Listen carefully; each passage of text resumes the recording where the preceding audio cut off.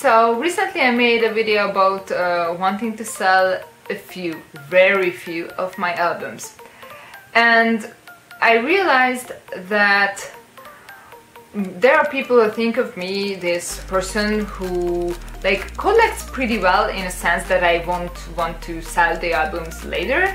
And I also have friends who have really similar thinking of mine, that they just know what they want and then they keep the albums that they bought. And I think actually it's in the nature of how we collect. So in no way this video is telling you how to collect. I'm not telling you how to collect. You should collect however you want to collect. These are just certain advices that I think might be useful if you just don't want to sell albums in the future. Like, you want to buy albums, have a nice collection, and you want to feel good about it. And I think these guides, or like really it's just an advice video, like don't take every single thing seriously that you should do it. Like, please, I'm like saying sentences, please understand the context, because sometimes I'm just like sitting here and they're like, the point of my video just totally went over your head, and I'm like, I really can't explain any better in a comment. Like, some people, it's just very few that get angry, and I don't really understand why, because you like didn't even understand what I was, whatever. So yeah, so these are just my kind of advices how to start or like even continue, whatever. You can pick and choose some of these advices, like if you like some, you don't like some others, it doesn't really matter. It's just a video of help, and I want to like say it a lot of times, help, okay? Advice, these are nice positive words, okay? When I started collecting, I already had a set bias group, so I think that certainly helps a lot. Because I think many newer fans might think that they have a bias group and then later change. So I'm not saying that it's a sin to change your bias group, you can change it.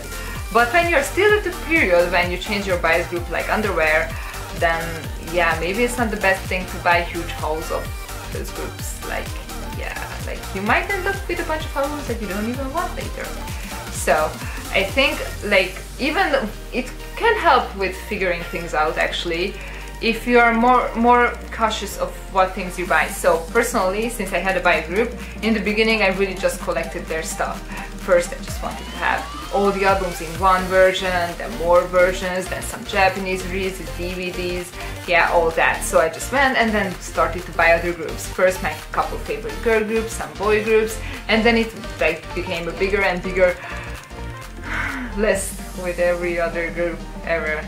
I'm like, yeah, whatever.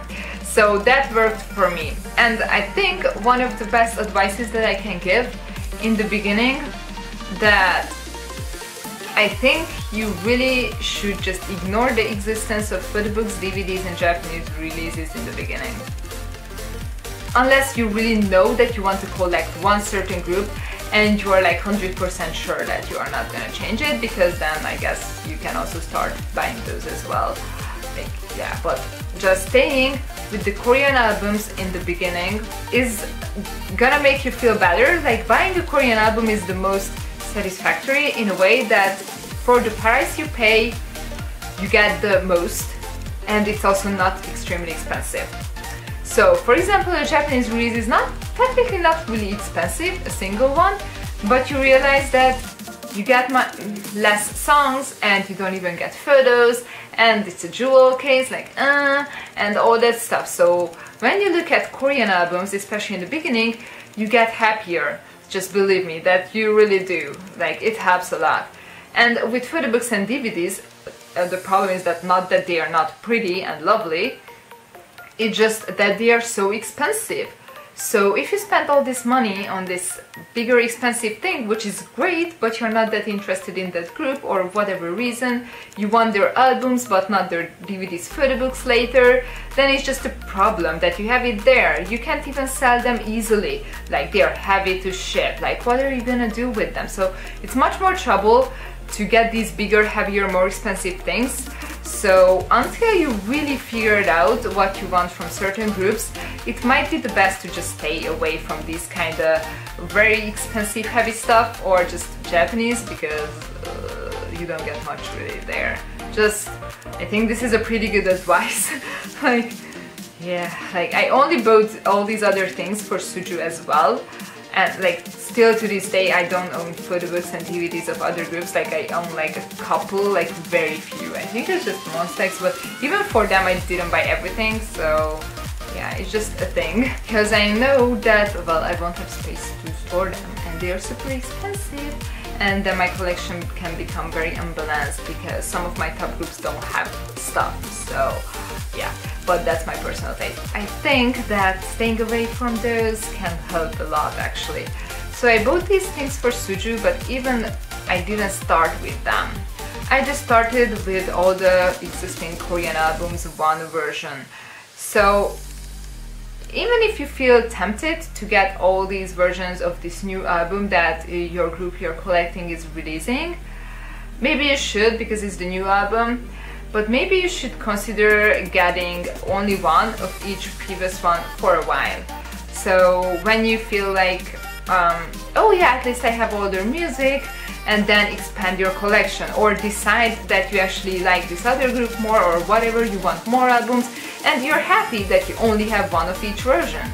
So I think you shouldn't jump into buying all the versions, because these days it's been crazy, and I know that literally 2 out of 3 album releases has at least 2 versions, and it's overwhelming, honestly.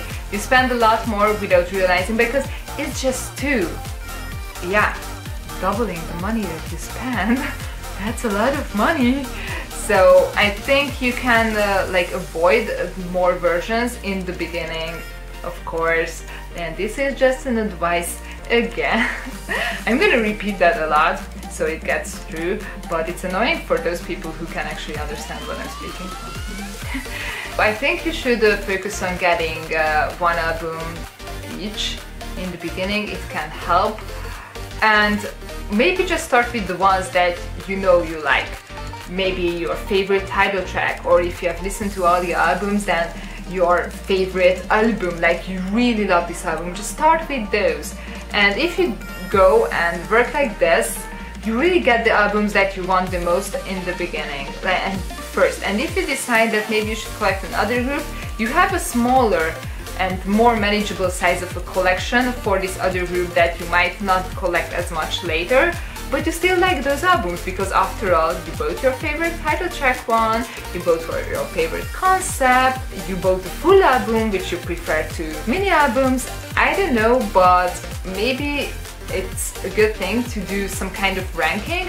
Not really ranking, because how do you compare favorite concept to favorite title track? It can be the same though, but you know, it can be maybe some favorites. I think that could help. If you already feel satisfied with your Korean collection, I think that's maybe when you can take the next step towards either photo books, DVDs, or Japanese releases, or even just like continue and buy a couple other groups, and I don't know, you have albums from the 10 groups you really like, and then you know, oh, I really love that photo book, that was so pretty, I should get that one, then you should get that one, and then most likely you won't regret getting it, because I think that's the like easiest way to just regret it, if you just dive into and haul a bunch of things. Actually, hauls are a really dangerous thing.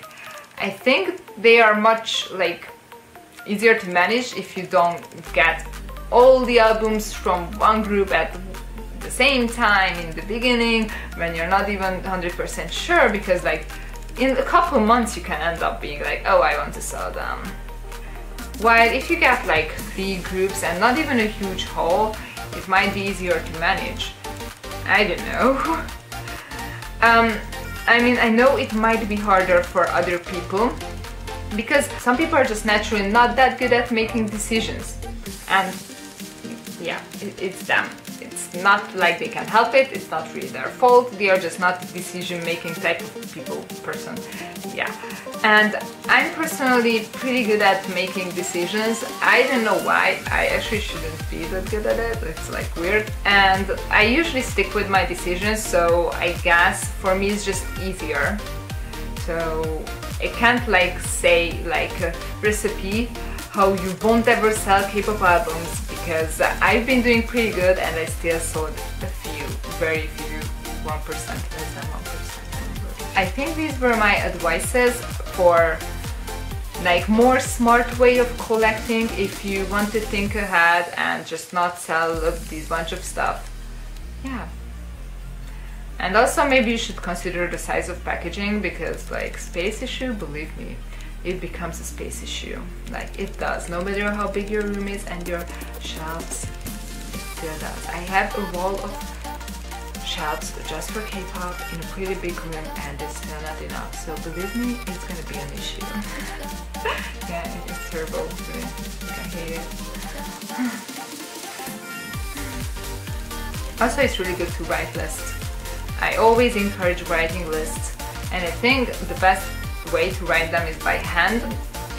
Like, there are different lists, writing them by hand and on a spreadsheet. I like writing spreadsheets as well, so I do have those as well, but handwritten lists are more like, they're always just there, they're more new, updated, at least for me, they are. I mean, there is a list right now here, like, it's just a list of other things, and like, even Disney movies, that I want to buy, it's lists, and like on the other side it's lists of dramas I should watch soon, and then question mark dramas, so it's not even my drama watch list, so list of lists. So I hope this video maybe helped a bit, and yeah, I guess if you have other advices then you can share them with me and other people who are reading the comments. Yeah, you should do so. Thanks for watching. Bye!